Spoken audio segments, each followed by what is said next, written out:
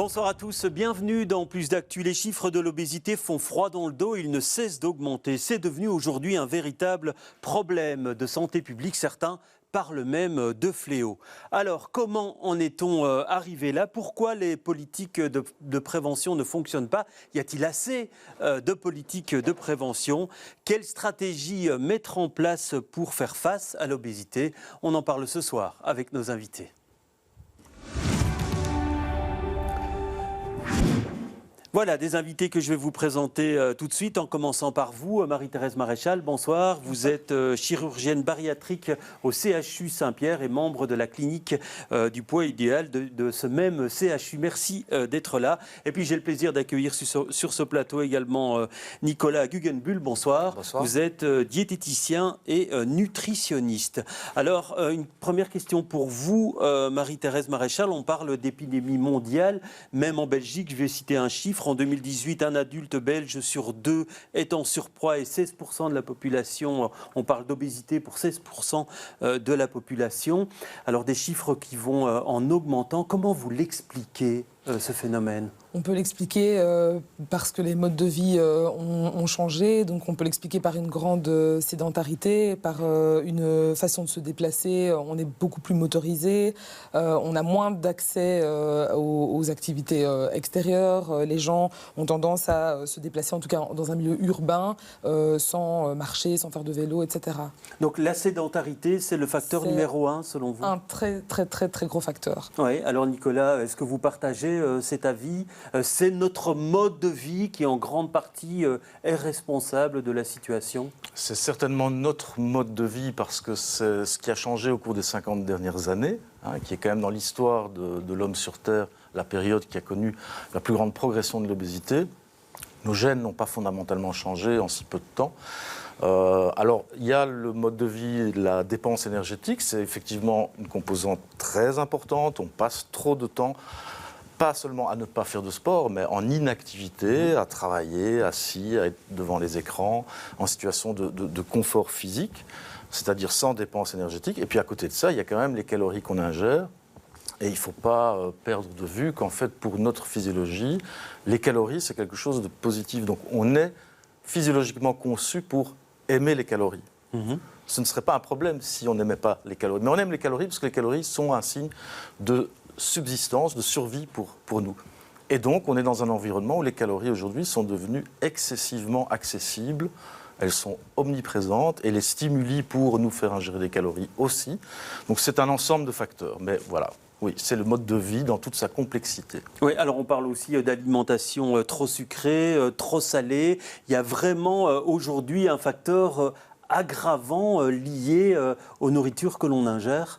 L'accès à l'alimentation transformée dans les magasins, dans les rues, les échoppes, c'est vraiment cette facilité de consommer rapidement des aliments attrayants, comme on disait tout à l'heure, que le corps humain, on aime les calories, on aime être aussi rassasié, et donc on a une alimentation qui est moins préparée à la maison, on sélectionne moins les ingrédients, on prend un produit qu'on peut facilement réchauffer ou manger, ingérer pendant une journée qui est fort occupée, on va à l'école, on se déplace, on va travailler. Oui, parce que certains mettent en avant également des facteurs génétiques pour l'obésité. Quel est votre avis sur le sujet ? On lit par exemple qu'il y a une certaine prédisposition génétique pour le surpoids et l'obésité. Votre avis sur le sujet ? Alors, il existe probablement des gens qui ont tendance, sur base de leur génétique, à englober, à garder un petit peu plus de graisse, à stocker plus de graisse. Maintenant, je pense que le problème du surpoids et de l'obésité, c'est vraiment quelque chose de multifactoriel. On ne peut pas réduire ça uniquement à la génétique, puisqu'on tient compte effectivement de ce qu'on ingère au niveau calorique et de ce qu'on dépense de par son activité et son métabolisme de base. Donc réduire ça que à la génétique, ce n'est pas une bonne idée. Dans une même famille, on a des patients, des personnes avec des poids tout à fait différents et des propensions à stocker le gras tout à fait différentes. Oui, alors pour vous, le facteur génétique est tout de même à prendre en compte dans une certaine mesure. Il y a un déterminisme génétique, mais qui, pour moi, n'est pas le principal facteur de l'explosion de cette épidémie d'obésité. clairement. Les gènes ne changent pas aussi vite. Après, il y a ce qu'on connaît, il y a ce qu'on ne connaît pas, ce qu'on appelle l'épigénétique, c'est-à-dire encore nos gènes qui sont façonnés par l'environnement dans lequel on vit, il y a des interactions et il y a des changements qui peuvent se produire. Mais globalement, c'est quand même aujourd'hui le mode de vie qui constitue le premier facteur et le principal levier aussi, parce qu'on parle du problème et il faudrait aussi qu'on parle des solutions. Et pas que du problème. Donc c'est ça qui est important aussi. C'est si on s'en dit, ah ben non, de toute façon, moi c'est les gènes, il n'y a rien à faire. Non, désolé, ce qu'on appelle aujourd'hui la globésité dans le monde n'est pas due au changement génétique. Oui, c'est dû à la manière de se nourrir, vous l'avez dit. C'est un ensemble, la manière de se nourrir, la manière de ne pas plus bouger suffisamment, donc d'avoir des calories sans devoir se dépenser pour les avoir. Pour faire ça. Alors, question sur... on voit que le phénomène prend des proportions inquiétantes. Certains disent que c'est un véritable problème de santé publique aujourd'hui. Aujourd'hui, l'espérance de vie a fini de progresser à cause de l'obésité dans le monde. Ouais. Alors, quelle est pour vous l'efficacité des politiques de prévention? Vous avez un regard finalement assez acéré là-dessus sur finalement le manque de politiques de prévention aujourd'hui en Belgique, pour ne parler que de la Belgique. Enfin, je pense que quiconque suit un petit peu l'actualité se rend compte que on est dans une société où on en parle tout le temps de curatifs, de comment prendre en charge l'obésité. Et c'est très bien, et il en faut. On parle très peu de ce qui est en amont, de la façon dont on peut éviter d'arriver à ce que nos enfants, aujourd'hui en surpoids, ados obèses et futurs adultes obèses, qu'est-ce qu'on peut faire pour... Alors c'est vrai qu'en termes de prévention, il n'y a pas grand-chose. Donc pour qu'une politique de prévention soit efficace, il faudrait déjà qu'elle existe. Après, et pour vous, elle n'existe pas, cette politique pratiquement de prévention? pas, non. Et vous l'attribuez à quoi, vous, ce constat qui est quand même un constat d'échec? Je m'interroge. J'imagine qu'il doit y avoir une question de budget. Et encore, c'est un très mauvais calcul, puisque aujourd'hui, notre budget, le ministère de la Santé est un ministère de la maladie. Aujourd'hui, on dépense de l'argent pour soigner les gens. Alors qu'on sait très bien qu'il coûte beaucoup moins cher de dépenser de l'argent pour éviter qu'ils ne deviennent malades. Donc on est dans cette logique-là où on fait face aux situations de maladies, y compris pour l'obésité. Et évidemment qu'il faut soigner les maladies. Mais qu'est-ce qu'on fait pour la prévention? Qu'est-ce qu'on fait? Est-ce qu'il y a de la nutrition à l'école? Est-ce qu'on encourage les gens à bouger? On leur dit non, surtout courez pas dans les cours de récré. Tout le monde est là scotché devant un écran et on laisse faire. Oui. Alors Marie-Thérèse Maréchal, est-ce que vous avez un avis aussi critique par rapport au manque de prévention pour lutter contre ce phénomène? Le même avis malheureusement. Alors pourquoi je dis ça? Parce qu'on se rend compte également que les patients qu'on suit, par exemple moi en tant que chirurgienne bariatrique, j'ai des patients de plus en plus jeunes, avec des BMI de plus en plus élevés. Donc BMI, c'est IMC, l'indice de masse corporelle. L'indice de masse corporelle. Des IMC donc très élevés, que je ne m'attendais pas à avoir chez une population par exemple de moins de 20 ans. Ça veut dire que ces jeunes-là qui arrivent chez moi, donc déjà malades et déjà fortement atteints d'obésité, avec parfois déjà des pathologies qui apparaissaient ultérieurement chez des adultes plus âgés, ça veut dire que ces jeunes-là, c'est le reflet de ce qui se passe en aval. C'est qu'en fait, pendant leur petite enfance, on n'a pas de prise en charge, on n'a pas d'aiguillage, ça manque d'encadrement, je pense qu'effectivement... Oui. Mais pour vous, quel est le chaînon manquant en matière de prévention? Est-ce que c'est dès le plus jeune âge, à l'âge adulte? Qu'est-ce qu'il faudrait faire pour que ce soit efficace? Il faudrait travailler sur les populations dès le plus jeune âge. Et quoi, par des campagnes à l'école Ça déjà probablement, il y a eu des choses qui ont été faites, notamment les collations dans certaines écoles où on demande aux parents d'apporter des collations équilibrées, santé, comme on les appelle. Collations santé. Donc il y a des démarches qui sont faites, mais je pense qu'il faudrait vraiment un plan plus ciblé pour que les familles aussi puissent avoir accès aux informations. Enfin, en fait, il faut travailler sur tous les plans. Oui, et pour vous, qu'est-ce qu'il manque en fait? Il n'y a pas une solution. Il n'y a pas une manque énormément de choses. En fait, ça commence déjà par l'alimentation de la maman pendant la grossesse. Oui. Ça commence par le fait d'allaiter ou de ne pas allaiter son enfant. Tout ça va intervenir. Après, de manière globale, je pense que c'est une question d'éducation alimentaire, mais vraiment au sens large. Aujourd'hui, on est complètement déconnecté de sa nourriture, de son origine, de ce que c'est. On a des modes de consommation qui sont... La nourriture est consommée, c'est un plaisir immédiat. Ce n'est plus quelque chose qu'on consomme pour vivre. C'est quelque chose, voilà. Et c'est vrai que le gras, le sucré, le salé vient titiller nos papilles pour nous dire « Ah, là, il y a des calories, c'est bon pour toi », notre cerveau nous applaudit chaque fois qu'on prend des calories. Et donc, dès que la santé mentale se détériore, on voit très bien que les comportements alimentaires changent et on utilise la nourriture pour gérer des situations de stress, des situations négatives, pour ce petit shot de dopamine qui active le circuit de la récompense.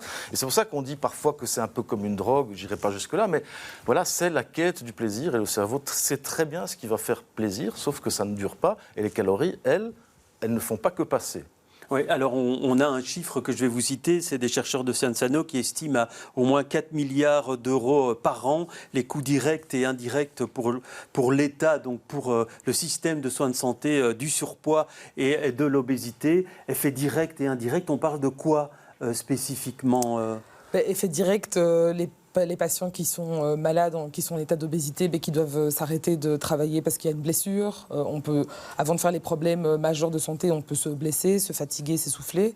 On a un système immunitaire moins performant, donc on peut tomber plus facilement malade.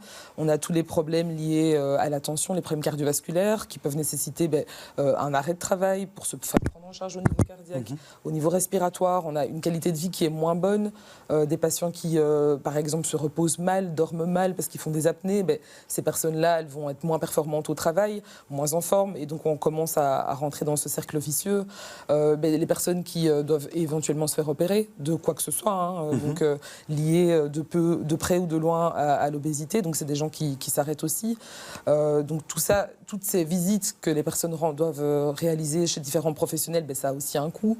Ça, c'est des effets plutôt directs, mais il y a tout le reste autour, c'est une grosse... Voilà. Une grosse dépense, vous voulez dire. Ouais. Et donc, des politiques de prévention, il y en a eu. On va en voir une campagne qui a été menée il y a quelques années. Vous y aviez d'ailleurs participé. C'était l'influence de notre alimentation sur l'espérance de vie, puisque vous le disiez, évidemment, ça a une influence. Regardez cet extrait de reportage, il date de 2019. Manger des céréales complètes, des fruits, des légumes, c'est bon pour la santé. Jusque-là, rien de bien nouveau. Mais cela permet aussi de gagner des années de vie. C'est en substance le cœur du nouvel avis rendu par le Conseil supérieur de la santé. Ici, on a réussi à mettre en évidence vraiment que manger plus de certains aliments allait avoir 10 fois plus d'impact que manger moins d'autres aliments. C'est l'exemple des fruits. Par exemple, manger plus de fruits a certainement 10 fois plus d'impact positif en termes de santé que de manger moins de viande. Même si c'est important aussi de contrôler sa consommation de viande, mais surtout sa consommation de viande préparée, transformée, charcuterie, etc. L'ampleur de l'impact des comportements alimentaires sur la santé était sous-estimée. La trentaine d'experts réunis pour réaliser cette étude a commencé par sonder les maladies les plus fréquentes chez les Belges adultes avant de se pencher sur leur lien avec la nourriture.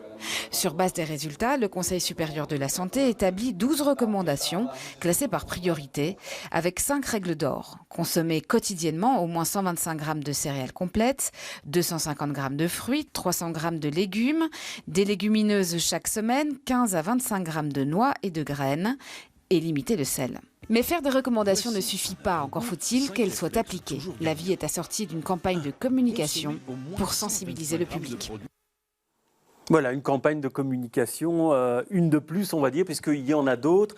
Vous avez l'impression que ce type de message, il a des effets limités aujourd'hui ? Bien sûr, il a des effets limités. Il a son utilité parce que dans un contexte d'information, mais je devrais dire de mésinformation actuelle en nutrition, où on entend beaucoup de choses qui sont scientifiquement non fondées, c'est quand même bien qu'à un moment, une autorité remette les points sur les i en disant oui, ok, le sucre c'est peut-être important, mais c'est pas peut-être le premier facteur de risque. Donc effectivement, manger plus de toute une série de choses, en plus ce sont des messages positifs, c'est fondamental. Donc c'est bien de le rappeler. Et que faire la chasse au gluten n'a aucun sens si on ne mange pas de fruits, de légumes, de légumineuses, de céréales complètes, par exemple. Mais l'information ne suffit pas, on le sait très bien. Donc il y a beaucoup de choses. Après, il faut encourager, motiver les changements de comportement alimentaire, mais aussi en amont, toute la partie éducation. Un enfant vous observe, un enfant qui, s'il ne voit pas ses parents manger des céréales complètes, manger des légumes, etc., il ne faut pas lui demander à lui de, après, manger ce que vous ne mangez pas en tant que parent. Si vous envoyez votre enfant, si vous le parquez devant la télé pendant que vous mangez... Enfin, voilà, il y a des tas d'erreurs qui sont malheureusement fréquentes. Hein. On a près de...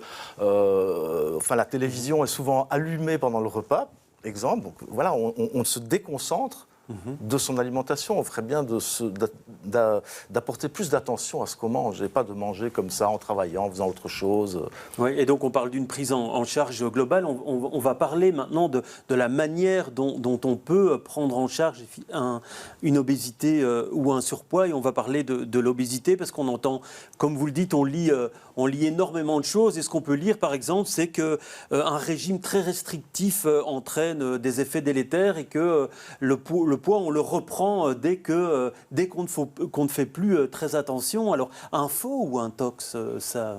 Non, c'est tout à fait vrai. Donc, nous, en tout cas, professionnels de santé, normalement, on ne va pas recommander aux gens d'être hyper restrictifs parce qu'on sait que fondamentalement, ça ne fonctionne pas. Alors, on peut l'avoir expérimenté soi-même, mais on peut l'avoir vu aussi auprès des patients. Et on sait très bien que si on est dans une phase où on essaie de se restreindre, on peut perdre immédiatement quelques kilos. Souvent des kilos plutôt de masse maigre et d'eau que de kilos de masse grasse. Et effectivement, quand on recommence à s'alimenter, on a tendance, le levier psychologique de la privation fait qu'on a envie de se nourrir et on récupère le poids perdu. Et puis, pour combien de temps ? Dans les régimes restrictifs, ça fait plus de 30 ans que je suis dans le domaine de la diététique, ça ne fonctionne pas. Je crois qu'on peut le dire aujourd'hui. Donc oui, on cherche autre chose. Et encore une fois, je pense qu'un des grands changements, c'est qu'on est passé d'une approche où pour traiter l'excès de poids, on va dire il faut manger moins. Sauf que ça, c'est pas recevable pour l'organisme.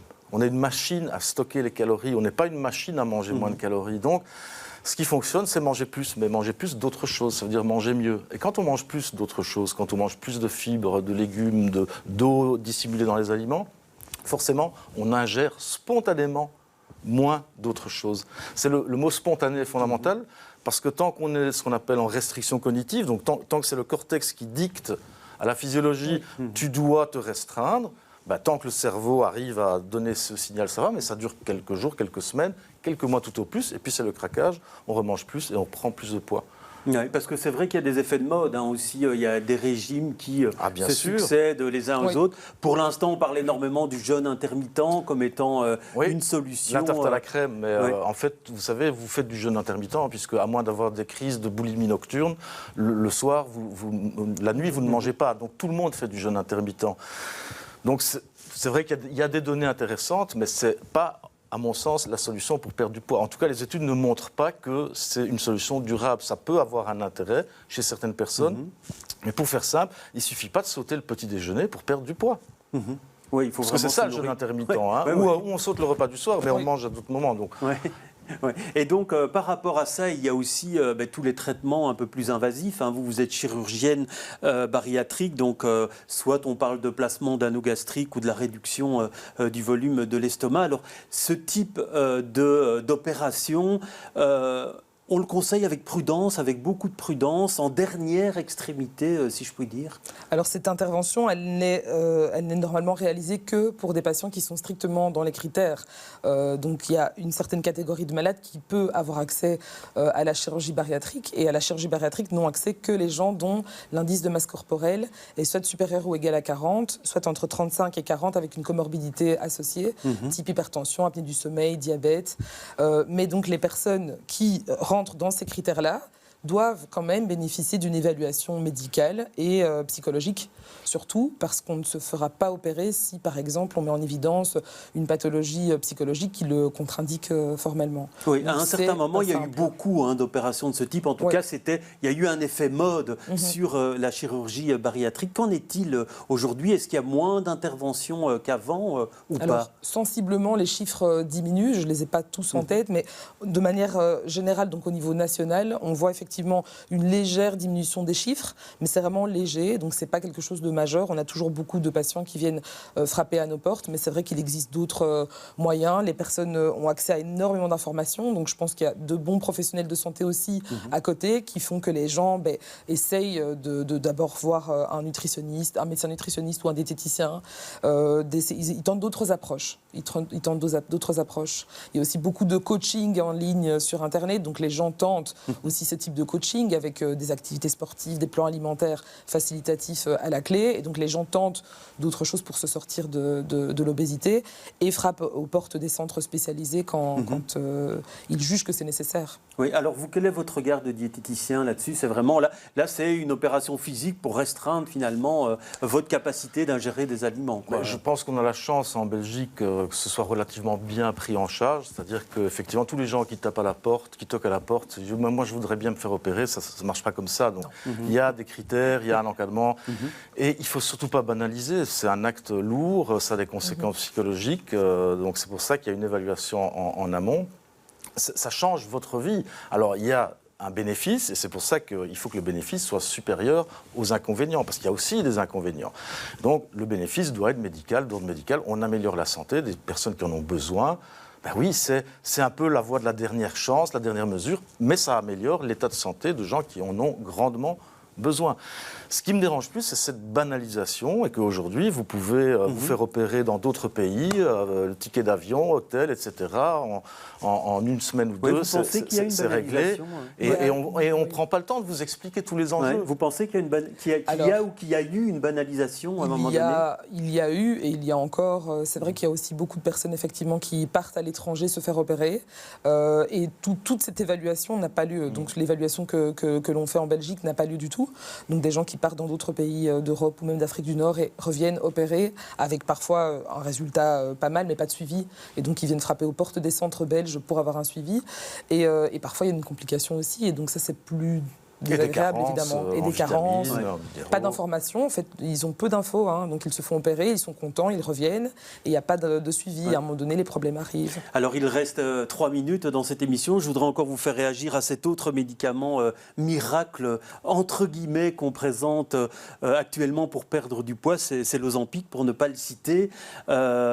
Un médicament détourné qui ne servait pas pour ça à la base. Alors quel est votre jugement sur ce médicament? Il y a un effet mode actuellement. Il y a un véritable effet mode décuplé par les réseaux sociaux qui montrent des personnes qui se piquent et qui perdent du poids de manière incroyable. Donc on voit vraiment cette demande de cette molécule, elle est importante. Je pense que résumer le problème du surpoids et de l'obésité à juste l'ingestion d'aliments, donc ce médicament il va essayer de diminuer le volume de ce que les gens vont consommer. Je pense que c'est réduire le problème, un peu comme à l'époque on parlait des régimes restrictifs. Les régimes restrictifs ne fonctionnent pas à long terme, on le sait.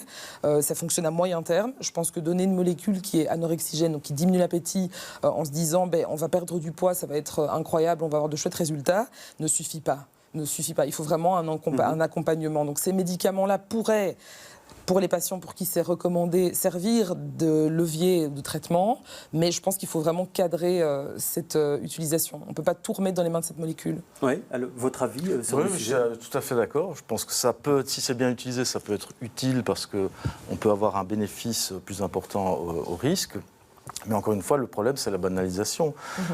C'est qu'on ne réglera pas le problème du surpoids et de l'obésité dans nos sociétés contemporaines avec ce genre d'approche. On peut en faire bénéficier certains patients qui sont déjà, entre guillemets, métaboliquement mal en point, ils le seront moins. Donc il y a un bénéfice. Mais la vision d'une société, c'est pas ça, c'est pas réduire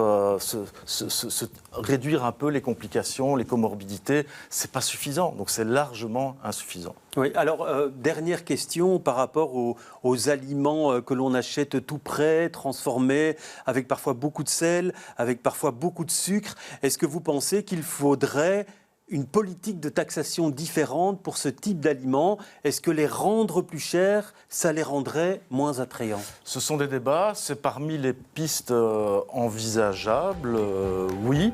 Maintenant, est-ce qu'il faut taxer le chocolat parce qu'il est gras et sucré? Personnellement, je préférerais voir détaxer des aliments comme les légumes, les fruits, les céréales complètes, les légumineuses, plutôt que de devoir encore taxer certains aliments. Oui, votre avis sur le sujet en 20 secondes? Le même, vraiment le même. Oui. Je pense qu'il faut vraiment vraiment cibler l'accès aux bonnes informations et aux bons aliments, plutôt que de pénaliser les gens pour ce qu'ils arrivent encore à s'offrir au supermarché. Voilà, merci en tout cas pour tous ces éclaircissements. Et sachez que demain, donc au CHU Saint-Pierre, dans le hall d'accueil de l'hôpital, il y a une journée de sensibilisation à l'obésité et au surpoids. Et c'est ouvert à tous, évidemment. Merci de nous avoir suivis. Plus d'actu, c'est terminé pour ce soir. Je vous retrouve demain avec beaucoup de plaisir.